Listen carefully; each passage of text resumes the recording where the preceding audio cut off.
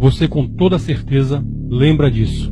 Soltar mosquito para combater mosquito da dengue? A cidade, a cerca de 160 quilômetros da capital, será o primeiro município no estado de São Paulo que vai tentar combater a dengue com um inseto geneticamente modificado. São esses aqui, os machos de Aedes aegypti, que daqui a alguns meses serão soltos no meio ambiente com a missão de tentar combater os mosquitos transmissores da doença.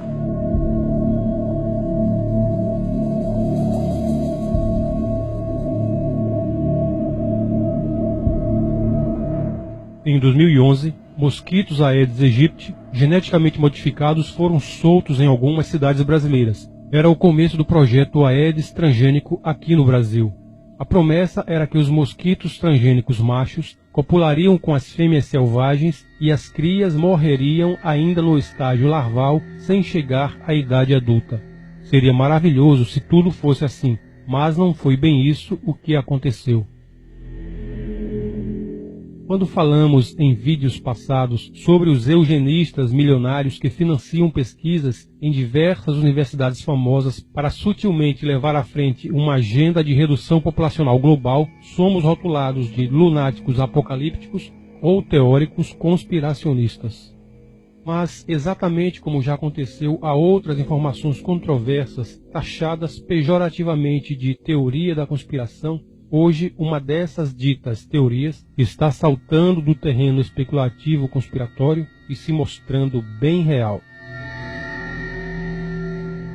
A Fundação Bill e Melinda Gates financiou pesquisas e estudos para a mutação do mosquito Aedes aegypti na Universidade de Oxford, na Inglaterra, o mesmo inseto transgênico que começou a ser liberado no Brasil em 2011. Segundo matéria do portal Terra de 2013, os mosquitos receberam um gene letal que garantiria a morte de suas crias ainda no estágio de larva.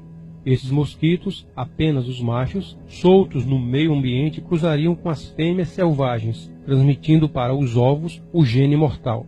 A separação entre pulpas machos e fêmeas é feita de forma manual no laboratório, possibilitando acidentalmente algumas fêmeas chegar à vida adulta, aumentando os riscos no meio externo.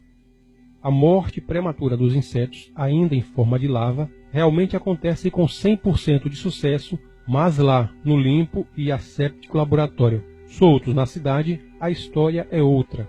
Vamos saber o porquê. O mosquito causador da dengue teve o seu DNA alterado na Oxitec, empresa de biotecnologia que nasceu nos laboratórios da Universidade de Oxford em meados de 2002. As fêmeas que cruzam com os machos transgênicos botam ovos de Aedes aegypti transgênicos e morrem quando chegam ao estágio de larva, sem alcançar a vida adulta. Pelo menos era isso que se esperava acontecer.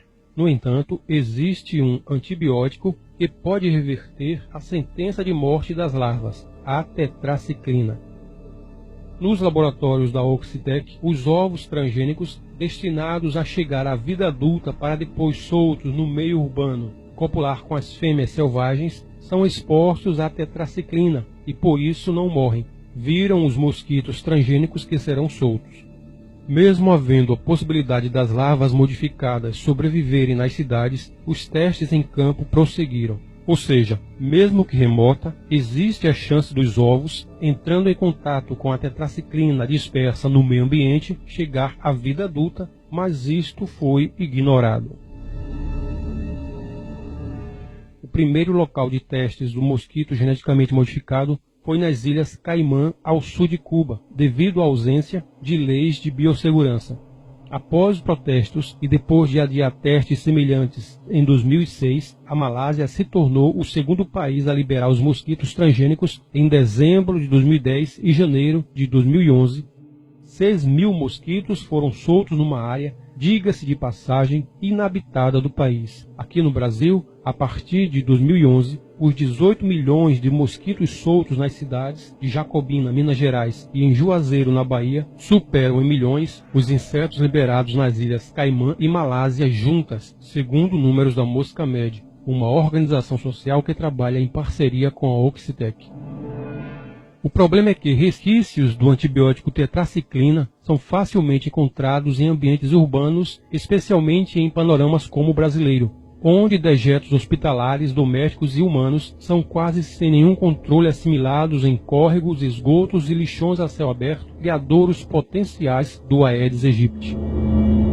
Segundo Ellen Wallace, diretora da ONG britânica GeneWatch, o relatório de avaliação de riscos sobre o experimento com os mosquitos transgênicos não foi disponibilizado ao público brasileiro local antes do início das liberações dos testes. A pedido dos responsáveis pelo programa Aedes transgênico, o processo foi considerado confidencial pela Comissão Técnica Nacional de Biossegurança, CTN-Bio, órgão encarregado de autorizar ou não tais experimentos. O Wallace também reforçou que os ovos transgênicos depositados em áreas onde há vestígios da tetraciclina, uma vez em contato com o antibiótico, podem chegar à fase adulta, já claro, transformados em monstros geneticamente modificados. É muito provável que os ovos do Aedes aegypti, geneticamente modificados, tenham sido expostos à tetraciclina, sobrevivendo à fase larval e ganhando o mundo já como um novo mosquito, de carga genética diferente do Aedes aegypti original. O resultado disso você já sabe. Em vez de neutralizar a potencialidade nociva do mosquito transmissor da dengue, essa mutação genética do inseto trouxe novas doenças para os brasileiros, a zika e a febre chikungunya. O zika vírus, entretanto, com consequências devastadoras para as grávidas, a microcefalia em bebês de mães diagnosticadas com a doença durante a gestação, e os casos não param de aumentar.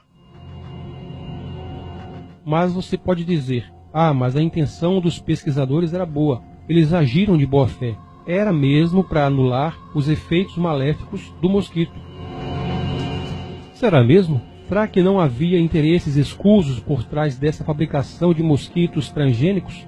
A mesma matéria do Portal Terra diz que, em julho de 2012, depois do sucesso dos testes de campo em Juazeiro, a Oxitec, recentemente comprada pela Intrescom, protocolou a solicitação de licença comercial na Comissão Técnica Nacional de Biossegurança.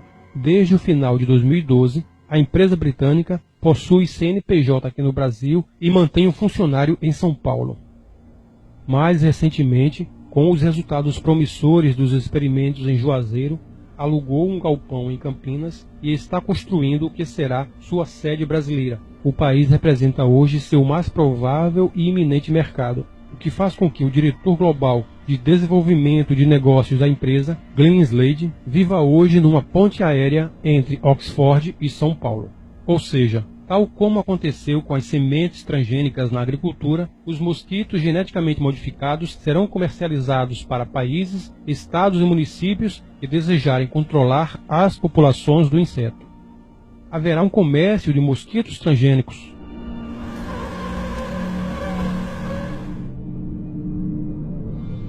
E mais, eles dizem que o controle não pode parar. Tem que ser contínuo e ininterrupto, sob risco do Aedes aegypti selvagem voltar a se proliferar no meio ambiente. Claramente, uma maneira de fazer com que as secretarias de saúde não parem de comprar o produto transgênico. Ou seja, criar uma dependência, tornando rentável o negócio dos mosquitos geneticamente modificados. Tudo isso está na matéria do Portal Terra citada aqui no vídeo. Mais uma etapa da agenda maldita cumprida. Mais 2 novas doenças para nos matar e causar anomalias em nossos bebês. Pesquisas já comprovam que o Zika vírus pode ser transmitido não apenas pela picada do mosquito, mas agora também por meio da relação sexual, do leite materno e pelo contato com o sangue contaminado. A mídia corporativista fala da microcefalia sim, mas de uma maneira mascarada, sem delatar a verdadeira gênese do surto aqui no Brasil. Ela fala da relação da microcefalia com a Zika, já comprovada, mas nenhum comentário sobre a possível ligação da Zika e microcefalia com a Aedes aegypti transgênico. Chegou ao ponto de dizer que a doença veio para o Brasil através de imigrantes haitianos nos últimos anos e devido aos muitos turistas que estiveram aqui durante a Copa do Mundo de 2014. Não lembro de nenhum surto de Zika depois da Copa do Mundo da África do Sul em 2010. Se você prestar atenção, depois que os casos de microcefalia começaram a crescer, curiosamente, os meios de comunicação não falam em combater o Aedes aegypti usando o mosquito transgênico para este combate, mas recomendam os métodos tradicionais de prevenção já conhecidos, como não deixar água parada em garrafas. Se for verdade que o Zika vírus foi descoberto em 1947 na África, fato é que uma relação forte entre os casos crescentes de microcefalia e Zika só está ocorrendo aqui no Brasil e, coincidência ou não, as primeiras ocorrências da malformação congênita nos bebês surgiram 3 anos depois da soltura dos mosquitos transgênicos nas cidades, o que nos leva a acreditar que algo pode ter dado errado na alteração genética do mosquito, potencializando sua nocividade. Na matéria em questão do Portal Terra, existem outras evidências dos perigos da liberação dos mosquitos transgênicos aqui no Brasil e suas possíveis consequências. O Show da Vida, em matéria do domingo 29 de novembro de 2015, enrolou, floreou, embromou, mas não apontou nenhuma relação entre as duas doenças com os mosquitos geneticamente modificados. Mais um indício de que a mídia globalista, com seus âncoras sérios, com cara de gente boa e muito bem pagos para desinformar, só noticia aquilo que você precisa saber. Tudo muito bem editado e numa atmosfera de máxima credibilidade para que você não enxergue a verdade e aceite a informação sem questionar. Mas agora você já sabe, o oculto está revelado.